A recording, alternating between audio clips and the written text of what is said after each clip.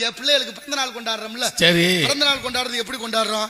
அடுமனையில போய் ஒரு ரொட்டி துண்டை வாங்கிட்டு வந்து, அடுமனைன்னு என்ன தெரியுமில்ல, பேக்கரி, அந்த பேக்கரியில போய் ரொட்டியை வாங்கிட்டு வந்து வச்சு அதுல மெழுகுவத்தியை ஊண்டி அந்த மெழுகுவத்தியை பத்த வச்சு பிறந்த நாள் கொண்டாடுற குழந்தைய பூணு ஊதி அணைக்க சொல்லி கொண்டாடுற. தமிழனுடைய மரபு விளக்கேத்தித்தான் பழக்கம், விளக்க அணைச்சு பழக்கம் இல்லை. அப்ப நம்ம என்ன செய்யணும்? குழந்தைக்கு புத்தாடை உடுத்தணும், இனிப்பு கொடுக்கணும், ஒரு கோயிலுக்கு கூட்டி போகணும், வசதி இருந்தா யாருக்காவது 2 பேருக்கு உணவு வாங்கி கொடுக்கணும், அதை விட கூடுதலா வசதி இருந்தா யாருக்காவது உடை வாங்கி கொடுக்கணும், அதையும் விட கூடுதலாக வசதி இருந்தா படிக்கிற பிள்ளைகளுக்கு நோட்டு பேனா ஆடைகள் வாங்கி கொடுக்கணும்.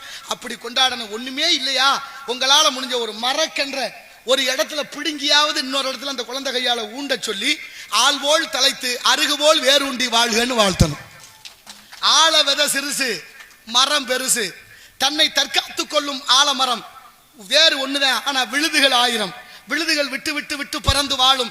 அது போலதான் வாழ்த்துனாங்க நம்ம ஆளுக. ஆள் போல் தழைத்து அருகு போல் வேறுண்டி. அருகு பட்டு போனது மாதிரியே இருக்கும், ஒரு துளி மழை விழுந்து விட்டால் அப்பவே துளுத்துரும். அது மாதிரி உன் வாழ்க்கை சிறக்கணும்னு வாழ்த்தி அப்படி பிறந்த நாள் கொண்டாடுங்கடான்னா என்னத்தையும் மண்டையில தெளிச்சு விட்டு கடைசியா தீக்குச்சியை பத்த வச்சா புடிச்சு தீ பிடிச்சி எரிஞ்சு எவ்வளவு ஆபத்தான வேலை இந்த மனித சமூகம், அதுல தமிழர்கள் மாறியது. ஒரு மரம் நட்டால் நமக்கு பறவைகள் வரும், பறவைகள் இருந்தால் மனிதர்கள் நிம்மதியா வாழலாம். பறவை இனங்கள் மட்டும் அழிந்து விட்டால் 25 ஆண்டுகளிலே மனித சமூகம் அழிந்து போகுமாம். அதை விட தேனீக்கள் மட்டும் இல்லை என்றால் 4 ஆண்டுல மனித உலகம் இல்லை என்று ஆய்வுகள் சொல்லுது. தெரியுமா உங்களுக்கு? எத்தனை ஆபத்தான பாதையில் நாம் பயணித்துக் கொண்டிருக்கிறோம். நாளைய சமுதாயம் எப்படி நலம் பெற வாழ்வது என்ற எண்ணம் இல்லாமல் போய்விட்டது. கல்யாணம் பண்ணணும், அப்படி